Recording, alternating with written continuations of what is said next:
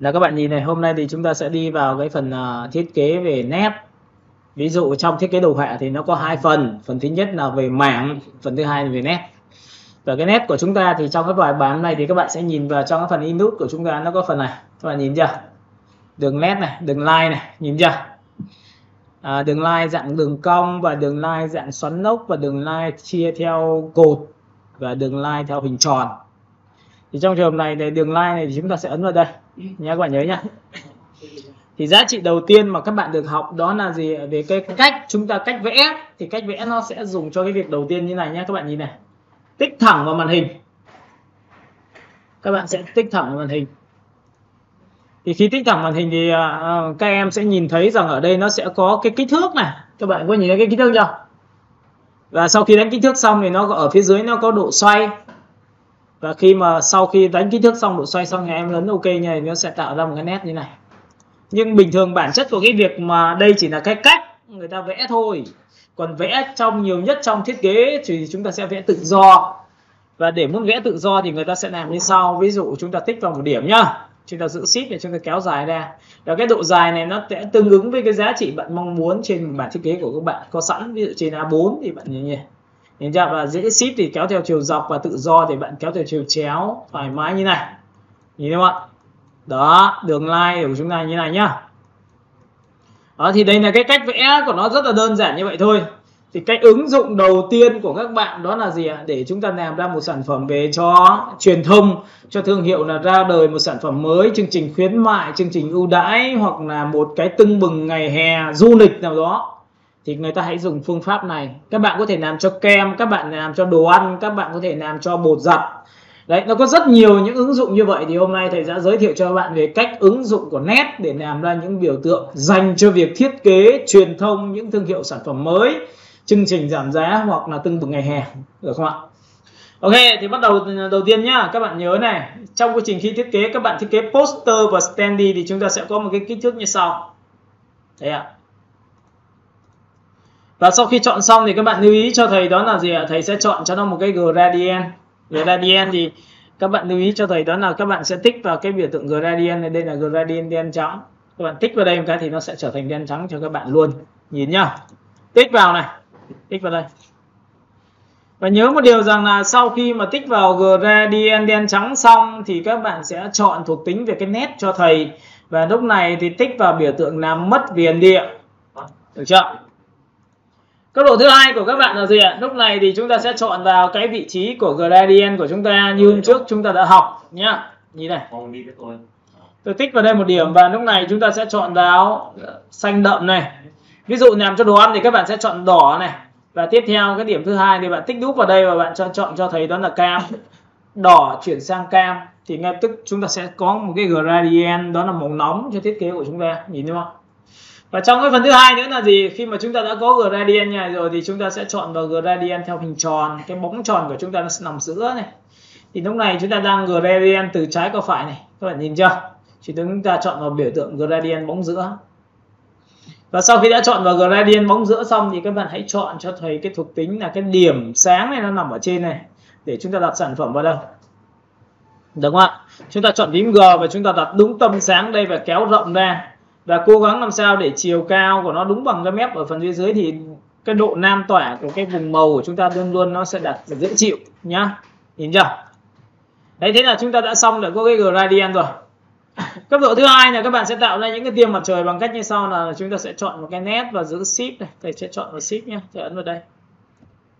Lúc này thì các bạn lưu ý cho thầy là ấn vào Ctrl Shift H để full toàn bộ là màn hình màu trắng này, và cái nét này thì thầy sẽ để là một cái màu đen cho các bạn dễ nhìn cái nét của chúng ta, nét màu đen nhá.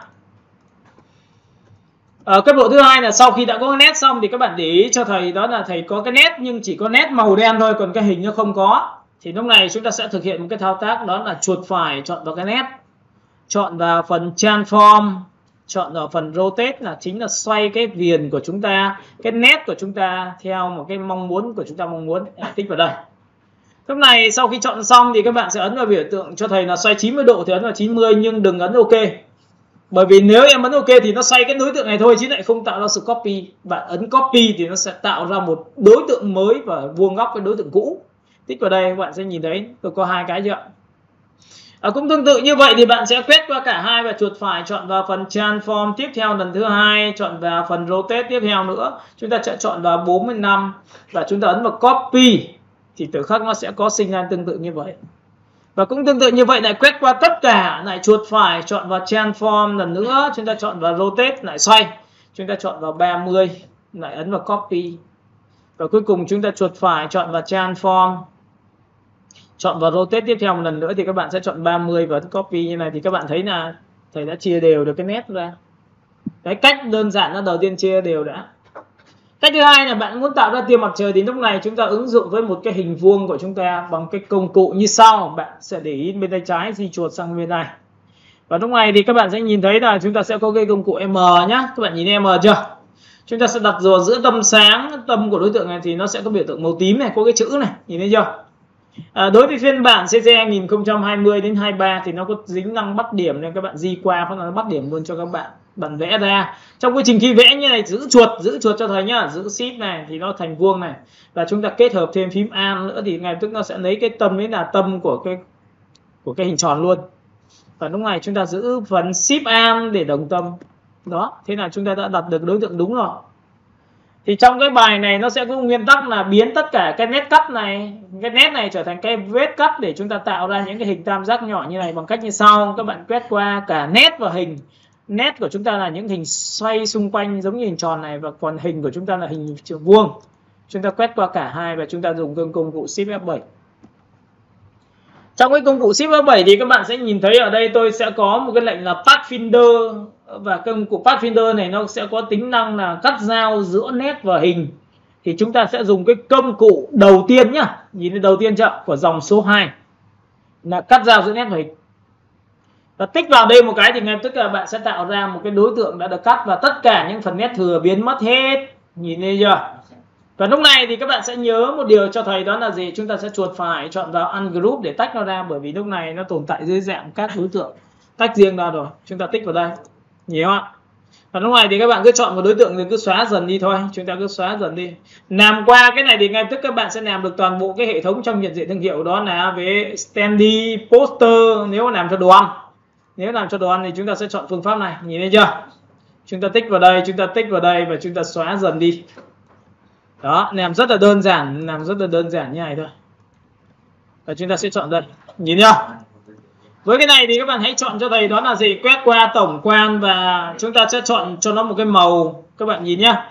Thầy sẽ chọn vào X và thầy chọn vào một cái như biểu tượng như này. Màu của chúng ta có thể là màu cái gì? Đó là màu vàng. Nhìn thấy màu vàng chưa?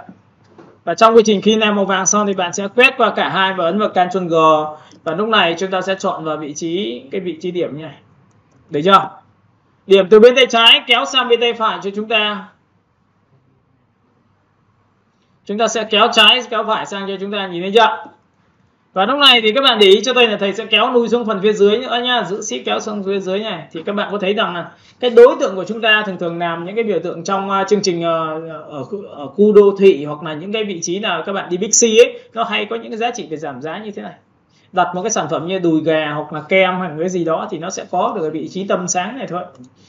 Lúc này bước số 2 của các bạn là gì? Bạn sẽ chọn vào đối tượng và thực hiện thao tác, đó là gì ạ? Để muốn cho đối tượng màu này hòa trộn lên đối tượng trên, các bạn sẽ chọn thuộc tính cho tôi, đó là hòa trộn overlay. Nhìn thấy không? Thì ngay tức cái màu sẽ được chìm vào nền một cách rất là đơn giản và chúng ta sẽ làm ra những cái tia như thế này.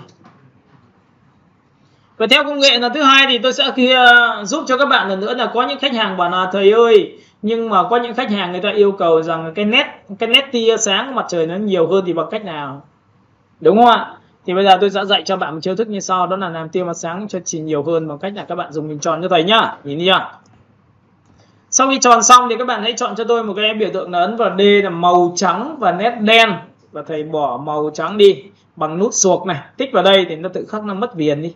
Nhìn không ạ? Ok. Bước độ thứ hai là các bạn sẽ biến cái đối tượng, cái nét này nó trở thành nét đứt cho thầy.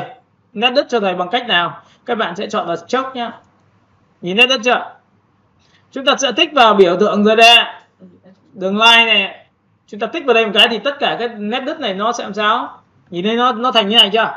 Và nét đứt này muốn nhiều hay ít thì tùy thuộc vào số lượng, càng thấp thì các bạn sẽ thấy càng nhiều. Ví dụ tôi đặt số 4 enter này, các bạn có nhìn thấy nhiều chưa?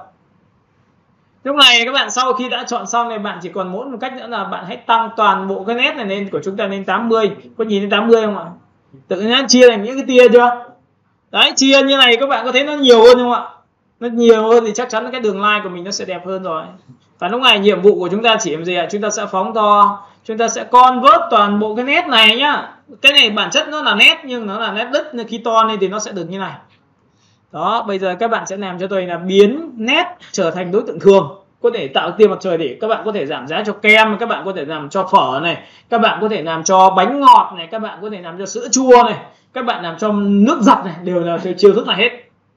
Đó, vậy thì sau khi mà làm xong, chúng ta sẽ có phương pháp tiếp theo, đó là convert nét trở thành hình. Nhớ nhá, để muốn convert trở nét thành hình, chúng ta quét qua và chúng ta thực hiện thao tác đó là object. Chúng ta chọn vào Pattern thì tự khắc chúng ta sẽ convert nó. Và sau khi convert xong thì các bạn nhớ là tôi chọn vào cái kênh alpha này thì toàn bộ cái nét này trở thành hình như bình thường. Ấn vào OK, nhìn thấy chưa? Và đã là hình như bình thường thì lúc này chúng ta được quyền chọn vào vị trí đó là gì? Chọn vào một cái màu vàng. Nhìn thấy màu vàng chưa? Nhưng cái màu vàng này khác so với cái này ở chỗ là nó có nhiều tia và tia nó đẹp hơn so với cái này. Nhìn chưa? Và lúc này cũng tương tự như vậy, thầy sẽ chọn một cái phương thức là chọn một cái hình chữ vuông. Để làm gì? Đặt đúng vào tâm sáng của đối tượng của chúng ta, nhìn thấy chưa? Chúng ta đặt vào đây, chúng ta vẽ này. Giữ phím Alt Shift, có phải được nhai không ạ? Sau khi đã làm xong tổng quan toàn bộ tất cả đối tượng thì chúng ta quét qua cả hai. Quét qua cả hai, miếng này là miếng phía trên, miếng này miếng phía dưới, quét qua cả hai. Và bắt đầu thực hiện một thao tác như sau, đó là chúng ta dùng cái công cụ Shift M nhá. Shift M là công cụ gì cắt hình này. Nó có hai tác dụng cắt. Một là bạn không giữ cái gì, bạn nối từ 1 sang 2 để nối sang nhau. Còn nếu bạn dùng phím Alt trên bàn phím của các bạn thì là tự khắc nó sẽ loại trừ đi. Đó, thế là chúng ta đang chuẩn bị các nguyên vật liệu cho việc thiết kế những chương trình giảm giá rồi. Nhìn chưa? Và lúc này sau khi làm xong thì chúng ta sẽ thoát bỏ cái này đi. Các bạn nhìn thấy cái tia mặt trời tôi chưa? Nó rất đều và rất là nhiều hình hơn. Và cũng tương tự như vậy thì tôi đã có một cái hình số 1, tôi có hình số 2, tôi lại copy ra sản phẩm số 2 và cái nét này của chúng ta thì sẽ đặt vào đây. Được chưa? Cái này các bạn giữ ship, bạn kéo vào đây cho tôi. Các bạn thấy không? Một cái có nhiều và một cái có ít. Và cái riêng cái này chúng ta lại bắt buộc dùng hòa trộn giống như thằng cái này bằng cách chọn vào đối tượng. Bước 2, chọn vào Transparency. Bước 3, chọn vào biểu tượng Overlay. Là tự khắc nó có được cái biểu tượng số 2. Nhìn chưa? Rồi, bây giờ sau khi đã làm xong thì nhiệm vụ của chúng ta là gì? Cách làm cho đối tượng chuyển vào nền. Thì để muốn làm chuyển vào nền, người ta sẽ có những cái cách như sau. Bước 1 nhá, để làm chuyển em vào nền. Bước 1 chúng ta chọn vào hình. Bước 2 các bạn sẽ tích vào Transparency cho tôi. Bước 3 tích đúp vào ô gần ô ảnh. Bước 4 bỏ clip để nhìn được hình ảnh. Tại vì đây là mặt nạ màu đen và màu trắng mà các bạn nhìn thấy, bỏ clip thì nhìn được hình ảnh bởi vì cái này là màu trắng. Sau đó bạn hãy dùng một hình vuông vẽ to hơn hoặc là bằng cái đối tượng đó. Nhưng lúc này các bạn nhớ là tôi đang ở trong mặt nạ nhá, nhìn thấy trong mặt nạ chưa? Chúng ta vẫn ở trong mặt nạ. Và lúc này chúng ta chỉ cần chọn vào đối tượng đó và thực hiện thao tác là gradient đen trắng. Các bạn có nhìn thấy từ trái qua phải chúng ta sẽ là rõ, mờ và biến mất này không ạ? Thì nó tùy thuộc vào tính chất của cái này đây ạ. Nhìn thấy chưa? Trắng tượng trưng cho việc chỗ này này giữ lại nguyên bản của cái hình. Giữa này tương ứng với cái giá trị làm cho mờ hình bởi vì nó là màu ghi. Và bên tay phải của các bạn là màu đen, chỗ này thì khi vào thì nó sẽ làm cho mờ hình và biến mất cái hình này đi. Thì bản chất của cái này chính là cái gradient, nên bạn được quyền dùng gradient bằng phím G và kéo từ trên xuống dưới như thế này thì có phải tự khắc là nó sẽ làm sao chỉ vào nền không ạ? Nhìn thấy không? Kéo từ đây, kéo từ trên xuống dưới chỉ vào nền này. Đó. Được chưa? Rồi, thế là chúng ta thoát lệnh, chúng ta đã có phương pháp số 2. Phương pháp số 2 chúng ta chưa chuyển em từ trên xuống dưới. Tiếp theo cũng tương tự như vậy, có những người ta yêu cầu rằng là thầy ơi, thầy có thể làm sao cho nó chuyển từ trên xuống dưới nhưng mà xung quanh cái này nó sẽ làm sao ạ? Nó sẽ mờ đi và chỗ này sẽ rõ lên được không ạ? Thì lúc này các bạn để ý cho tôi là gì? Tôi đang dùng gradient từ trái qua phải, tôi ấn vào mặt nạ nhá. Đây là gradient từ trái qua phải đây ạ, từ trên xuống dưới đây ạ. Thì lúc này chúng ta thay đổi thuộc tính của gradient bằng cách tích vào hình tròn thì ngay lập tức tâm sáng của chúng ta sẽ làm sao? Rõ chỗ này, mờ dần ở chỗ này và biến mất ở chỗ này. Nhìn thấy chưa? Chúng ta có thể ấn phím G để xem cái gradient của chúng ta đây. Đây các bạn nhìn thấy chưa? Nó sẽ rất rõ cho các bạn lựa chọn.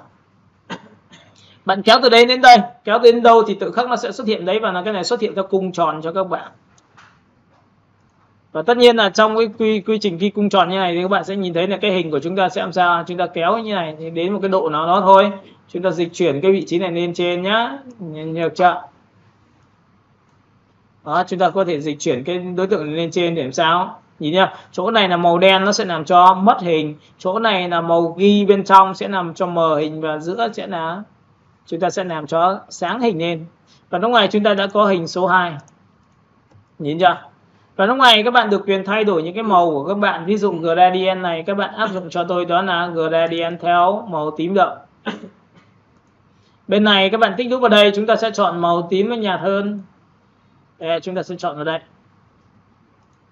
Lúc này sau khi đã có hai cái màu tím xong thì các bạn sẽ nhớ cho tôi đó là gì ạ? Tôi sẽ chọn vào vị trí tím đậm và tím nhạt. Tím đậm này tôi tích đúp vào nó để làm sao điều chỉnh bằng cách là chọn vào cái biểu tượng và tôi kéo xuống. Các bạn sẽ nhìn thấy tôi có tím đậm. Và tiếp theo cũng tương tự như vậy, với cái cách này các bạn sẽ copy sang bên này cho tôi một lần nữa. Nhìn chưa? Vậy thì với cái này các bạn có thể thay cho tôi một cái màu, nó tích đúp vào đây tôi sẽ chọn là xanh lá cây. Tiếp theo tôi tích đúp vào đây tôi sẽ chọn màu xanh lá cây nó nhạt hơn. Nhìn chưa? Đấy, các bạn có thể áp dụng cho tôi những cái trường hợp như thế này để làm ra những tín hiệu cho các bạn. Ví dụ được chưa? Chúng ta sẽ kéo đến đây. Và tất nhiên là cái này thì các bạn có thể dùng phím G để làm sao điều chỉnh lại để cho nó hợp lý hơn. Ví dụ chúng ta sẽ cầm, chúng ta bóp cái chiều này hoặc là nuôi cái chiều này lên trên. Nhìn nhá, các bạn sẽ tích vào đây, đẩy nó lên trên như này để cho nó sẽ làm sao nó sẽ mất hình đấy của chúng ta đi. Và chúng ta nhớ là chúng ta sẽ vượt qua cái biểu tượng này thì nó mất hình nha. Tiếp theo cũng tương tự như vậy, chúng ta sẽ chỉnh lại cái này tí, bởi vì cái mép này cho nó sát quá, các bạn sẽ đẩy nuôi xuống tí. Được chưa? Đấy là chúng ta đã có 3-4 loại hình và các loại màu khác nhau.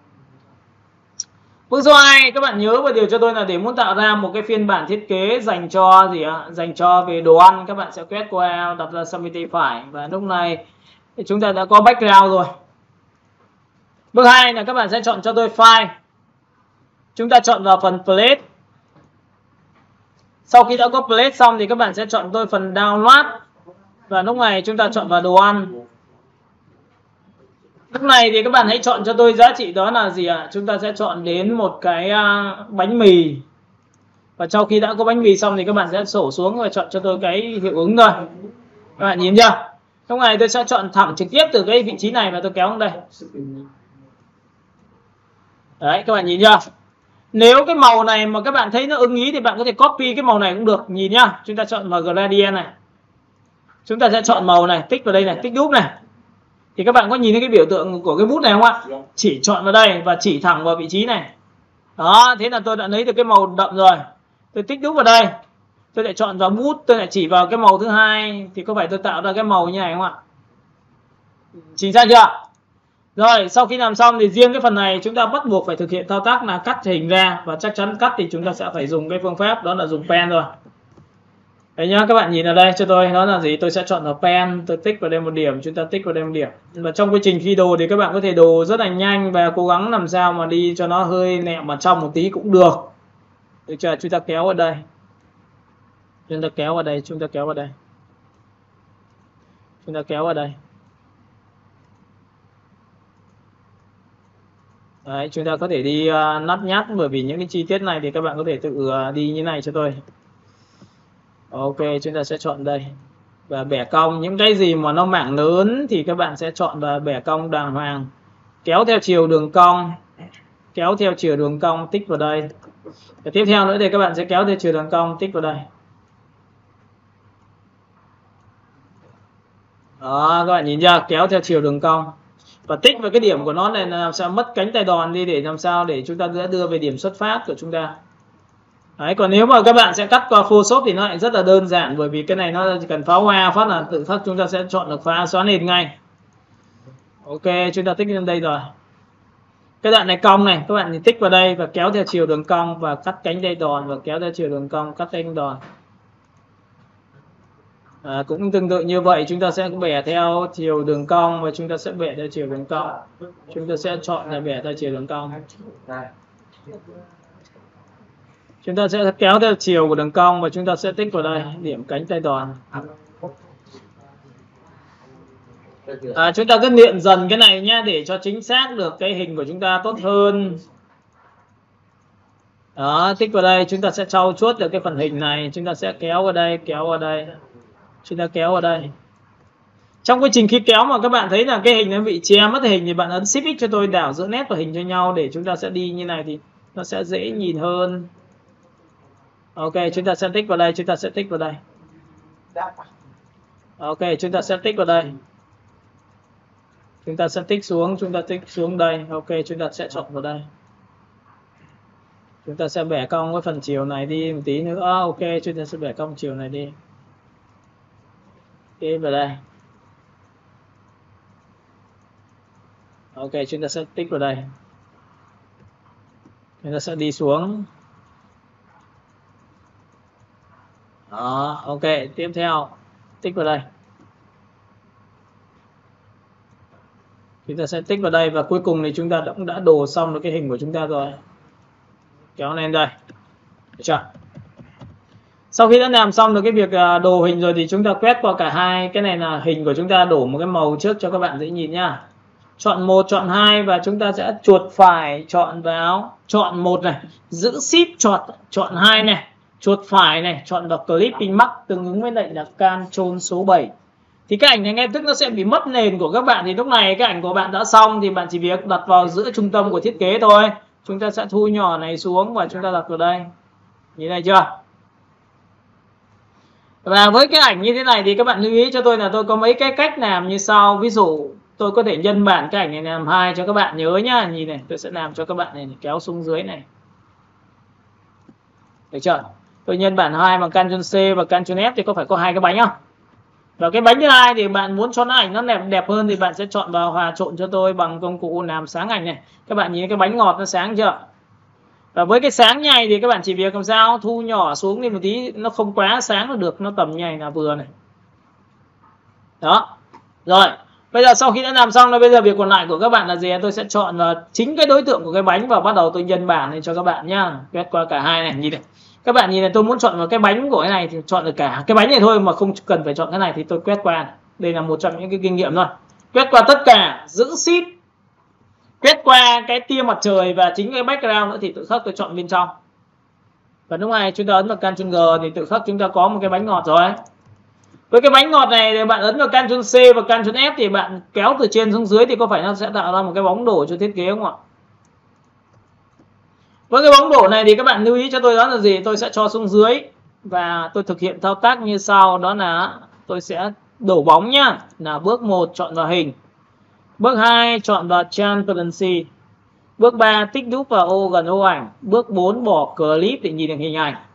Bước 5 vẽ một hình vuông to hơn hoặc bằng. Và tất nhiên mặt nạ được áp dụng cho đối tượng ảnh thì nó là đen trắng là dễ nhất, nên là chúng ta không cần phải chọn vào đây nữa mà chỉ cần chọn và quay trở lại với cái gradient đen trắng này. Tích vào đây một phát thì bên này sẽ mờ và bên này rõ. Và lúc này chúng ta sẽ nhìn thấy đây là vào chính cái mặt nạ đối tượng này. Lúc này các bạn chỉ cần ấn vào phím G và điều hướng cái gradient chúng ta từ trên xuống dưới này thôi thì tự khắc chúng ta có một cái bóng đổ của thiết kế của chúng ta rất là dễ dàng. Nhìn thấy không? Chúng ta có bóng đổ rồi. Và sau khi làm xong bạn dứt lệnh cho tôi thì tự khắc tôi có một cái bóng đổ của cái món ăn này. Cấp độ thứ hai là gì ạ? Sau khi làm xong này thì bạn phải tạo cho tôi một cái bóng phần dưới chân của đối tượng để giống như là chúng ta quan sát một cái mẫu thực tế. Chúng ta sẽ dùng một cái ellipse nhá. Chúng ta vẽ vào biểu tượng này. Sau khi chọn xong các bạn hãy chọn cho tôi một cái màu, đó là màu nâu đỏ. Và với cái màu nâu đỏ này thì các bạn hãy chọn cho tôi giá trị hòa trộn bằng Multiply. Multiply chính là như này. Và bóng thì thường thường nó sẽ nằm dưới nên tôi sẽ ấn vào Ctrl ngoặc vuông bên tay trái thì cái bóng nó đang hơi cứng, nhìn thấy chưa? Tôi sẽ chọn vào nó và tôi chọn vào Effect, tôi chọn vào Blur. Tôi chọn vào Gaussian Blur thì tự khắc cái đối tượng của chúng ta sẽ nhòe ra. Đó. Và sau khi nhòe ra thì các bạn sẽ nhìn thấy là cái hình này đây đã xong. Và tôi sẽ đẩy nuôi cái này lên trên một tí nữa để là tạo ra một cái bóng cho thiết kế của chúng ta đây. Đó, thế là chúng ta đã có một cái tấm ảnh rồi. Cấp độ thứ hai tôi sẽ làm cho các bạn xem, đó là tôi sẽ tạo ra một cái phát quang xung quanh của cái hình này bằng cách như sau. Tôi sẽ chọn vào nó. Bởi vì thường thường các bạn sẽ nhìn thấy cái đồ ăn này nó có phát quang mà. Chúng ta sẽ chọn này. Cái thứ hai, bước 2 này, để muốn tạo ra phát quang, chúng ta chọn vào đối tượng số 1 là chính cái cạnh trên. Bước 2 các bạn sẽ chọn qua Effect. Các bạn sẽ chọn cho tôi đó là gì ạ? Công cụ Style và chọn vào Drop Shadow, chính là bóng của đối tượng đằng sau. Với cái bóng này thì các bạn sẽ nhìn thấy tôi tạo ra một cái bóng đen này, nhìn thấy bóng đen chỗ này chưa? Chúng ta sẽ chọn vào vị trí XY bằng 0 hết đi, để cho nó vào giữa trước đã. Cấp độ thứ hai là gì? Bạn sẽ năn chuột cái này âm cho tôi. Âm của chúng ta là gì? Chúng ta sẽ chọn xuống đây để làm gì? Nó đẩy lên phía trên này. Nhìn này, blur cho nó nhòe ra này. Nhá, đây là độ nhòe của cái bóng này. Thứ hai, Y là độ trên xuống dưới thì các bạn sẽ năn chuột xuống dưới, cái này lên trên. Các bạn sẽ nhìn thấy cái bóng tôi lên phía trên và cái này nó sẽ xuống dưới này, nhìn thấy chưa? Năn chuột xuống này. Đó, số 7 số 8 nhìn chưa? Bóng của chúng ta rất là lớn phần phía trên. Tiếp theo cái bóng của chúng ta nó sẽ là màu gì? Ví dụ chúng ta sẽ chọn là nó là một màu vàng. Nhìn vàng chưa? Màu vàng mà chọn multi thì các bạn sẽ biến mất, nên là tôi sẽ sử dụng cái lệnh overlay. Và overlay thì các bạn sẽ nhìn thấy nó phát sáng nha, và tôi tăng đến 100 này lên. Nhìn chưa? Và thậm chí là các bạn có thể chọn vào cho tôi đó là gì ạ? Chúng ta chọn vào overlay làm sáng thì nó sẽ như này này, nhìn thấy chưa? Nó phát quang này. Cái này thì các bạn sẽ lăn chuột lên tí nữa thì nó sẽ phát quang xung quanh cái này. Nhìn thấy không ạ? Ví dụ trong trường này bạn ấn OK, bạn sẽ nhìn thấy là tôi đã tạo ra một sự phát quang đằng sau của chính cái bánh của chúng ta. Và cái bánh này nếu mà bạn thấy là cái hòa trộn nó chưa được kỹ thì bạn có thể quay trở lại. Ví dụ nếu mà tôi dùng cái gradient này thì có lẽ là cam thì nó sẽ hợp lý hơn. Tôi sẽ tích vào đây và tôi tích đúc vào đây và tôi chọn cái màu cam thì nó sẽ cùng độ hơn. Các bạn nhìn thấy chưa? Trông nó bắt mắt hơn và trông nó sáng hơn rất là nhiều. Đấy. Tiếp theo, sau khi đã làm xong được cái vị trí này xong thì bây giờ chúng ta sẽ tiếp tục đến một cái tiêu chí nữa là gì ạ? Tôi làm hiệu ứng cho mặt nạ của tấm ảnh của chúng ta bằng cách tôi làm một cái hình tròn. Đây ạ, tôi sẽ chọn một cái hình tròn là hình màu trắng. Và tôi vẽ đúng bằng cái hình như thế này.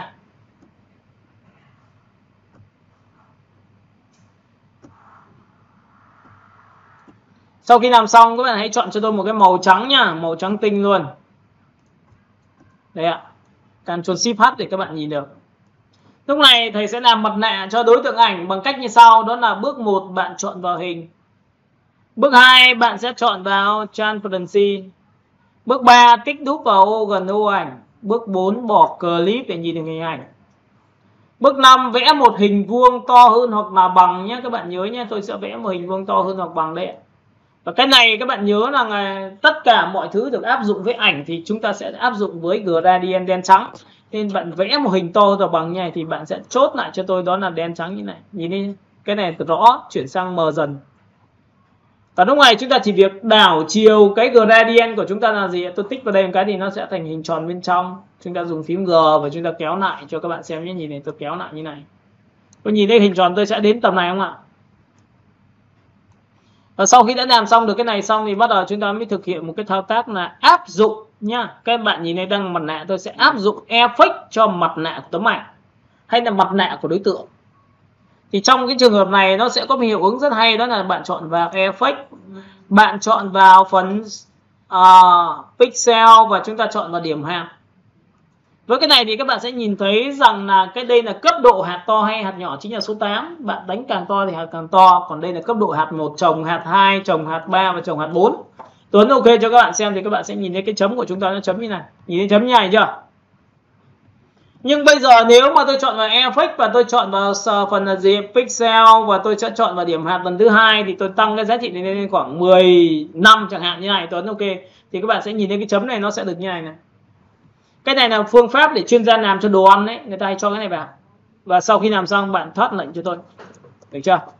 Lúc này sau khi thoát lệnh xong thì bạn chỉ việc cầm đối tượng này đặt thẳng vào vị trí ở giữa này này, nhìn chưa? Chọn vào vị trí số 1, vị trí số 2, nhìn thấy vào giữa này chưa? Đây ạ. Chọn 1, chọn 2, OK, chúng ta sẽ phóng to và tất nhiên cái này nó sẽ nằm ở vị trí làm sao hả? Cho xuống dưới. Bạn nhìn thấy cái lan tỏa của tôi chưa? Đây, cho xem. Với cái lan tỏa này thì tôi sẽ phóng to nó ra để làm gì ạ? Để nó rộng hơn cho các bạn về cái chất liệu. Nhìn chưa? Chất liệu của chúng ta đây ạ. Chúng ta sẽ chọn vào chất liệu của chúng ta, tích vào vị trí này, tích vào đây này. Nhìn chưa? Đây, chất liệu của chúng ta đây. Chúng ta sẽ phóng to này ra. Được chưa? Ví dụ như là sau khi đã chốt lại được cái phần chất liệu xong thì các bạn sẽ nhìn này, có thể quay trở vào phần mặt nạ và chúng ta có thể dùng phím G để chúng ta có thể lan tỏa ra nữa, thì chúng ta sẽ kéo đây thì tự khắc nó sẽ lan tỏa, và kéo ra như này thì nó sẽ lan tỏa nữa này. Nhìn thấy không ạ? Và càng kéo ra bao nhiêu thì nó sẽ càng lan tỏa ra bấy nhiêu, nhìn thấy không ạ? Và sau khi đã làm xong được cái vị trí này xong thì các bạn chỉ việc làm sao dùng hòa trộn, bởi vì không để màu trắng được, các bạn sẽ dùng hòa trộn overlay cho tôi. Thì lúc này cái màu thiết kế của chúng ta sẽ được như này. Đấy, có nghĩa là chúng ta đã làm xong cái tiêu chí của một cái sản phẩm về quảng cáo rồi. Bước 2 của các bạn là gì? Chúng ta sẽ có một cái logo. Thì cái logo của chúng ta thì chúng ta có file và chúng ta chọn vào phần plate.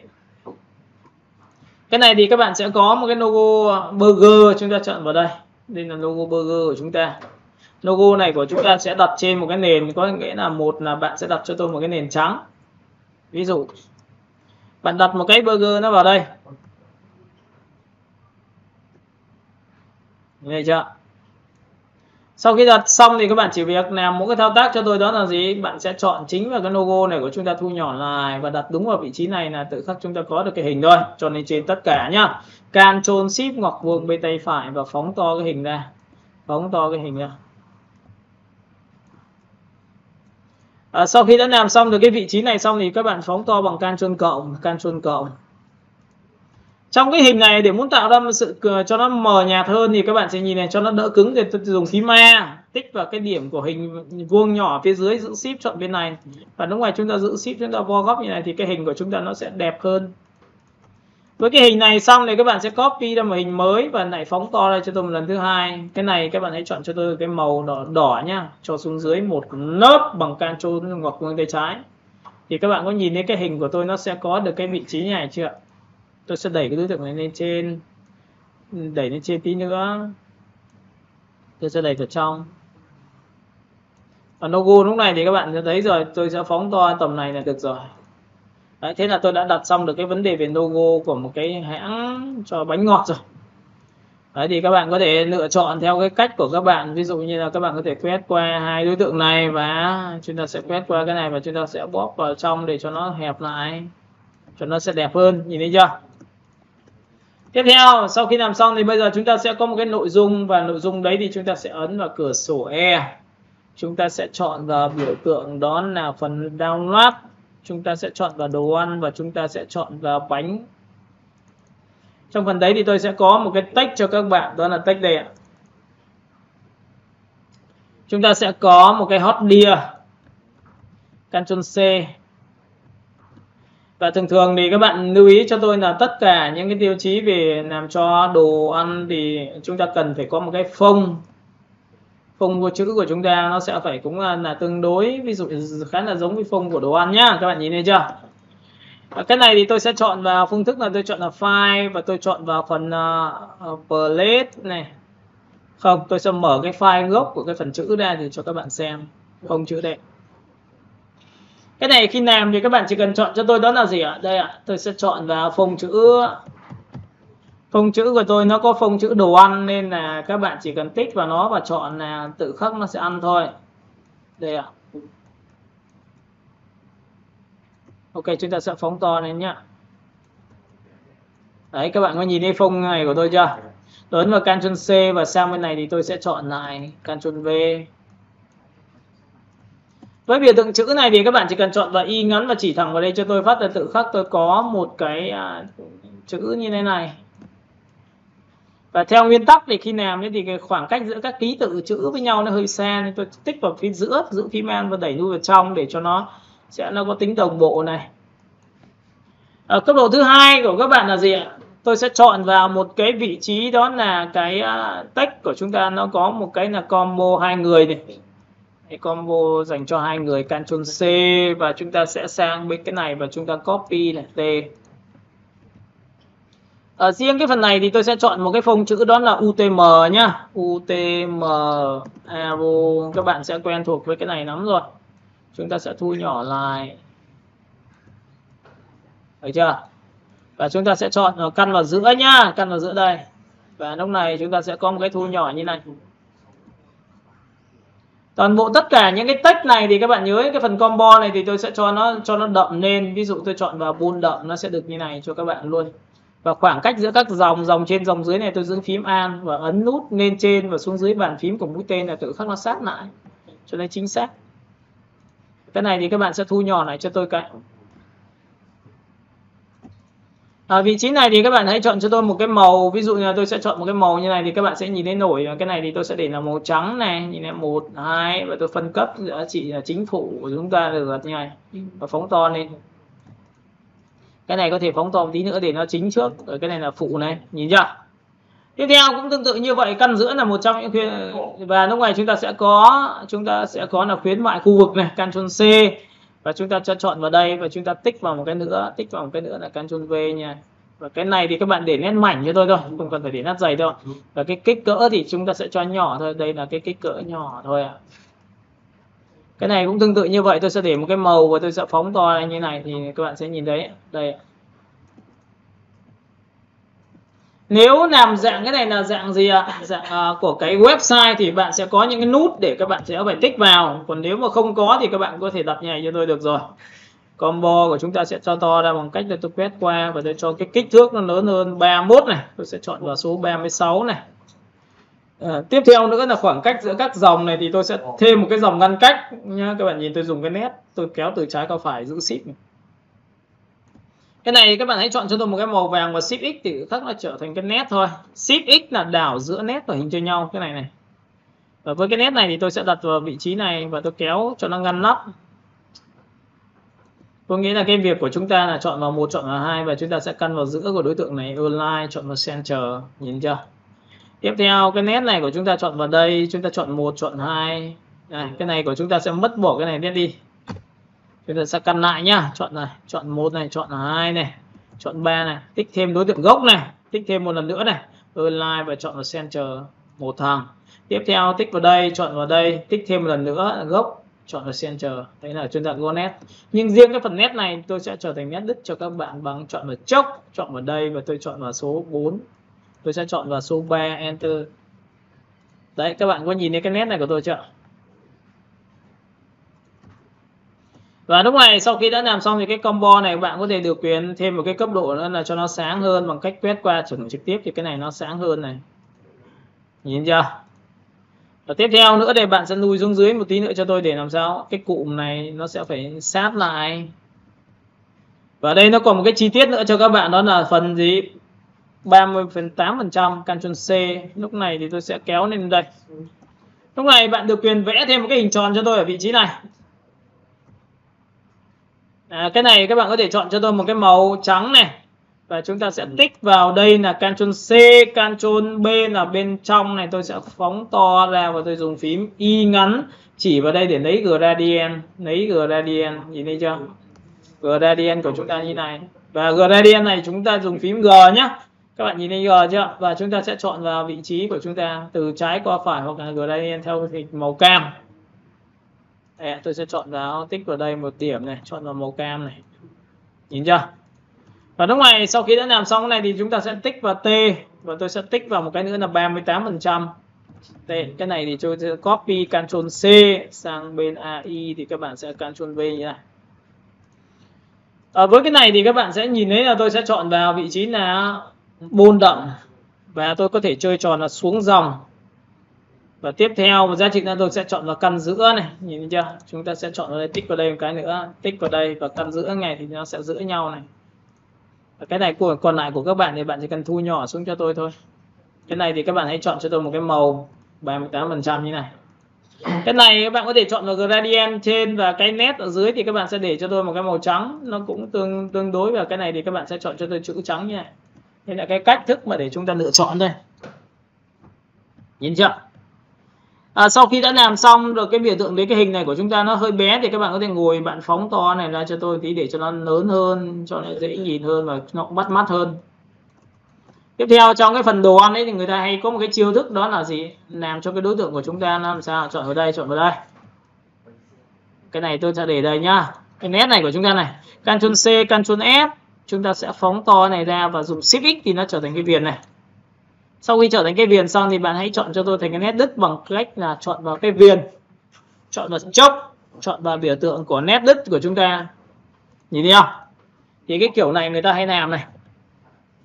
Tiếp theo phần nữa này các bạn sẽ chọn cho tôi một cái chữ này, người ta áp dụng cho phần chúng ta chọn vào khối. Có rất nhiều kiểu, cái khối này có nhiều kiểu nhá. Ví dụ như này, các bạn nhìn tôi làm này. Ví dụ tôi chọn vào đối tượng này, tôi chọn vào biểu tượng là effect và tôi chọn vào style và tôi chọn vào biểu tượng tạo ra cái bóng đổ của đối tượng. Bóng đổ này thì tôi sẽ trở về định dạng là multi này. Tôi sẽ chọn vào cái bóng này là màu đen này, màu ghi trắng này. Và lúc này tôi sẽ chọn vào vị trí là xuống dưới này lên trên này. Và độ nhòe của bóng tôi sẽ lăn chuột lại. Đây à. Để chưa? Lúc này blur của chúng ta tăng lên độ tí này để cho các bạn nhìn này. Và độ đậm lên thì nhai, ấn OK. Các bạn sẽ nhìn thấy cái chữ tôi nó sẽ có một cái độ màu bóng như này. Và lúc này tôi được quyền là chọn đối tượng, tôi sẽ đẩy làm sao giữ phím Alt, tôi đẩy lên một tí. Nhớ nha, chúng ta sẽ đẩy lên một tí như này là tạo ra bóng này, nhìn thấy chưa? Và sau đó đẩy lên xong thì chúng ta ấn vào biểu tượng là Ctrl D thì nhắc lại này. Nhắc lại cho các bạn thì các bạn có thấy là tạo ra một cái chữ không ạ? Và chữ này các bạn sẽ nhìn thấy là tôi đã tạo ra một cái biểu tượng về chữ cho nổi khối rồi của chúng ta rồi, nhìn thấy chưa? Và thứ hai, cái chữ dưới của chữ là combo của các bạn thì các bạn có thể chọn cho tôi những cái gradient, và lúc này thì chúng ta sẽ nhấn nhá một số cái tín hiệu chấm chấm hay cái gì đó tùy các bạn. Nhìn chưa? Thì đây cũng là một cái cách mà người ta tạo ra một cái phiên bản để cho các bạn làm sao làm ra cái biểu tượng về quét qua đối tượng, giữ shift chúng ta quét qua cái này, chúng ta sẽ cầm và chúng ta kéo này xuống ạ. Nhìn nhá, chúng ta quét qua này, giữ shift này quét qua đây này,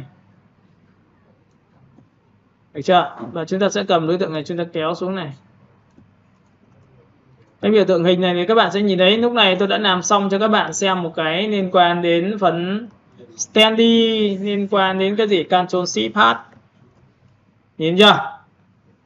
Chúng ta đã áp dụng được một cái hiệu ứng chữ cho chúng ta, đó là chữ khối nhưng làm ra bằng lệnh là Ctrl D. Các bạn sẽ nhìn thấy Ctrl D chưa? Và với cái cách này thì các bạn có thể nhìn là những cái chỗ góc này các bạn có thể tăng giá trị lên để cho nó đậm hơn. Ví dụ tôi tăng giá trị này, tôi tích thêm một điểm nữa vào đây. Nhìn chưa? Và điểm này thì tôi sẽ chọn vào biểu tượng là màu đỏ đậm nhá. Các bạn nhìn tôi kéo đây này. Đấy, để cho nó có sắc độ này. Nhìn chưa? Sau đó thì bạn sẽ chọn vào cái tâm sáng cho tôi. Ví dụ như chọn vào phím G và chúng ta sẽ điều chỉnh lại. Ví dụ tôi đặt tâm sáng đặt đây. Tôi kéo đến đây. Được chưa? Không thì tâm sáng chúng ta sẽ đặt vào đây, kéo tâm sáng lên đây. Đấy, màu bóng của chúng ta nó sẽ được nhảy nha.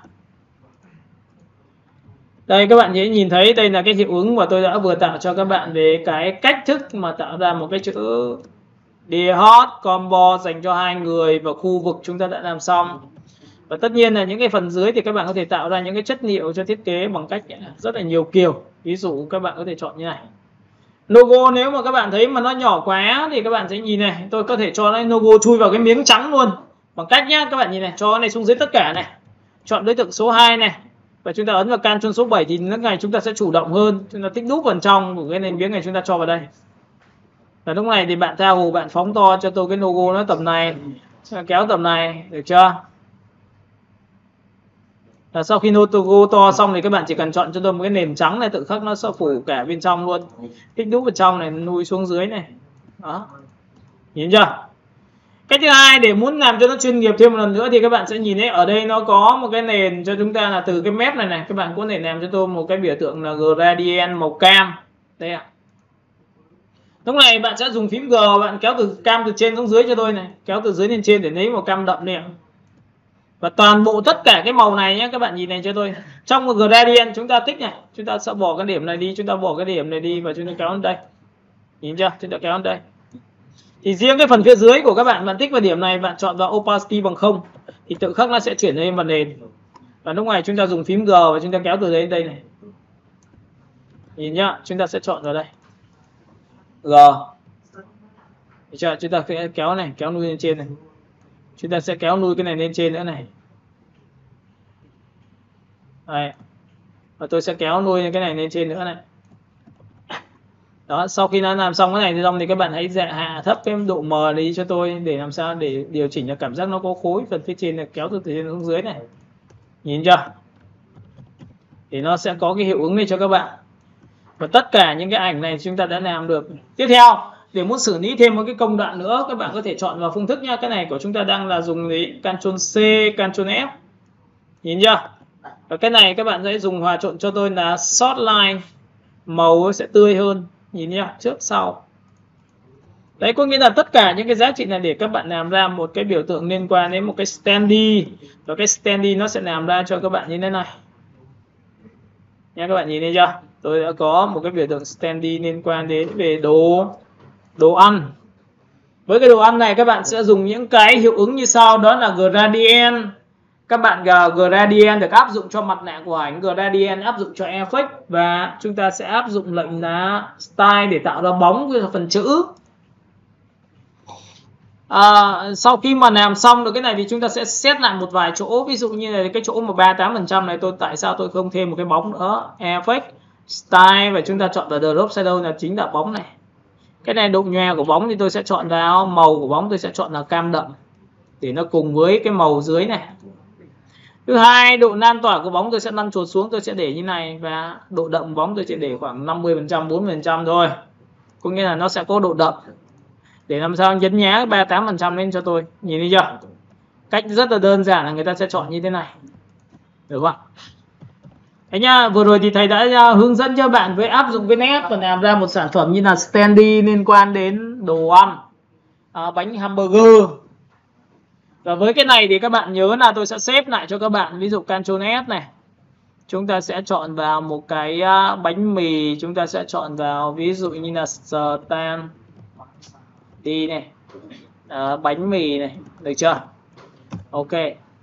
Và sau khi làm xong thì thầy sẽ làm ra cái biểu tượng này, là thầy sẽ chọn là file và thầy sẽ chọn vào biểu tượng là package. Cái package này để làm gì? Tôi sẽ chọn vào đây, tôi sẽ chọn vào biểu tượng download, tôi sẽ chọn vào đồ ăn, tôi sẽ chọn vào bánh mì cho các bạn. Ví dụ các bạn chọn vào bánh mì và tôi xếp lại. Đấy ạ. Xếp lại để làm gì ạ?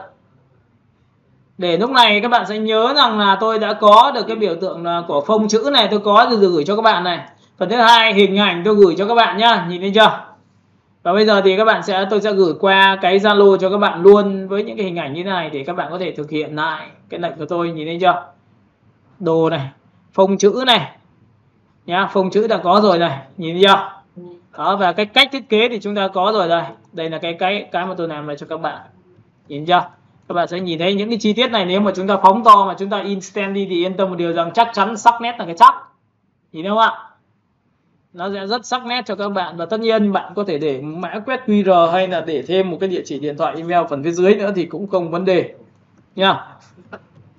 Ok, và bài hôm nay thì thầy sẽ nhắc lại cho các bạn một chút về cái kiến thức cho cái đường line như này. Buổi sau thì chúng ta sẽ có những cái đường line khác để chúng ta làm thêm.